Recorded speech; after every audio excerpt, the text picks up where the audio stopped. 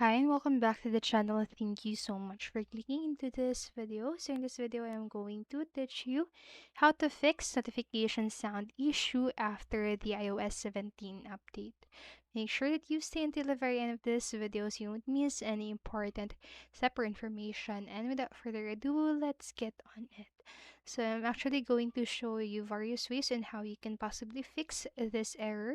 So first one what you can do is to mute button and sound notifications. So first you just need to ensure that the ringer switch on the iPhone's left side is on the up side. So when it is in the downside option, notifications and alerts are mute and the mute button may not work sometimes. So flip it up and down and finally put it on the app side.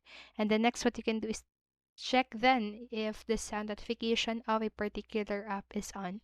So just need to go into the settings and select the app that you need to have notifications, and if the toggle is turned off or the toggle is off, you can just simply turn it on. And the next is to disable focus mode. So focus is a feature on iPhone to help you reduce distractions. You can manage the settings of focus in settings and or control center. So do not disturb is a part of feature on iPhone. It can silence calls, notifications, and alerts. So just navigate to settings and then click into focus and find the toggle of do not disturb to turn it off. And don't forget to check the other options. So for example, if there are any schedule that need to be turned off. And then you can also check the in-app notification. So if there is no sound notification on the iPhone, the in-app notification setting is easily ignored by users. So for instance, you can check the settings of notifications on WhatsApp. And by the way, the apps don't include a custom sound, can only use the default sound of Apple. And then you can also try software updates. So after the iOS system on your iPhone has been updated, your software may need to be updated to improve the user experience.